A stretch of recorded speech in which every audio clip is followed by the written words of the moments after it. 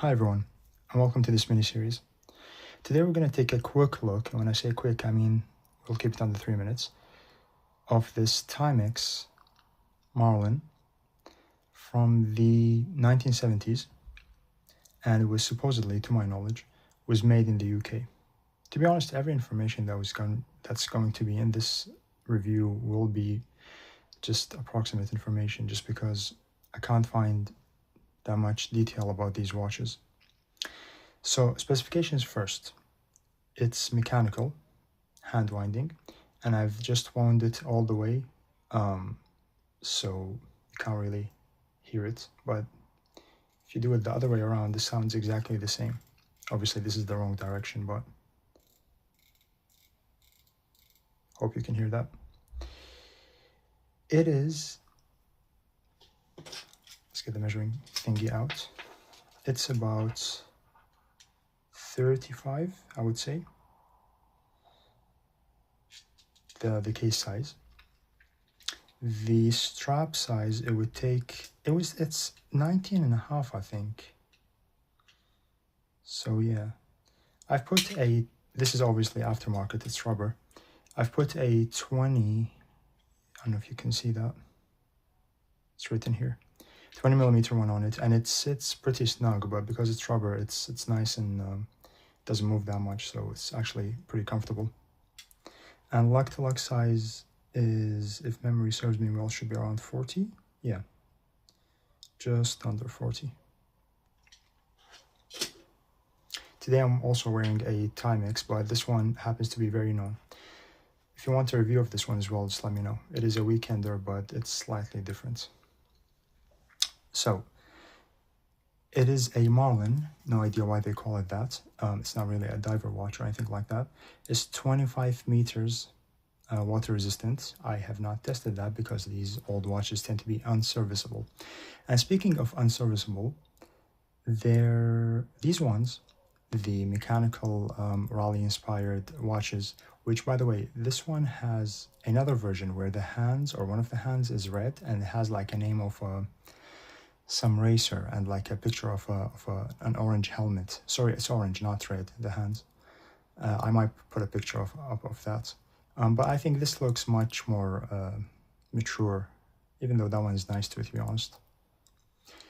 So the mechanism on this, I would have shown you it, but this watch literally just sold about a couple of hours ago, and I need to ship it, so I figured I might as well start the series by showing you this watch. They're unserviceable, or at least that's what everyone says. You can't really dismantle them and all of that, and so they were pretty disposable, and people abused them or just threw them away. But there is actually a way to service them, according to forums online, which is you take the mechanism out and you just dip it in lighter fluid, and apparently that worked for some people. Probably removes the gunk and everything and brings it back to work. There isn't even that much information here. Even when I listed it, I didn't really have a model name or a code per se. It just says 25 meter water resistant, stainless steel. Yep, stainless steel back. What is this? Yep, not much information. There is a slight, you can see it here, a lot of Timex watches. Let me see if I can zoom in on that. Have it. Interesting. Right there. You can probably read those numbers better than I can at the moment. And that's the model number, but no one really uses that, just below the 6 o'clock. And another unique thing about this is it has a countdown bezel. So, and it's bidirectional, and it's pretty smooth with just slight resistance, and it moves when you, again, it's already wound up all the way up, but basically looks like this when you do it, which looks kind of cool to me.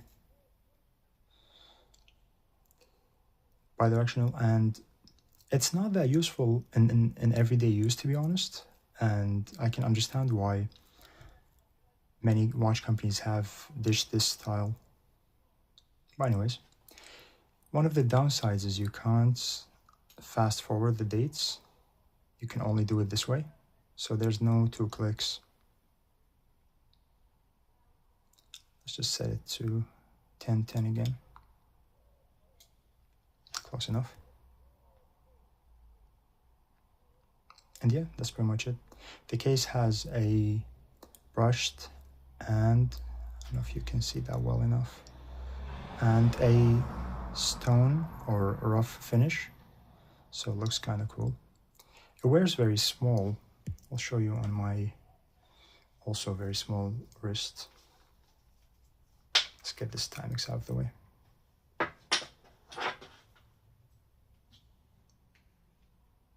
So we look exactly like this.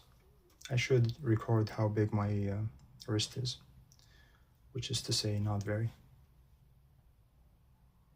There you go. Let me clean it for you again.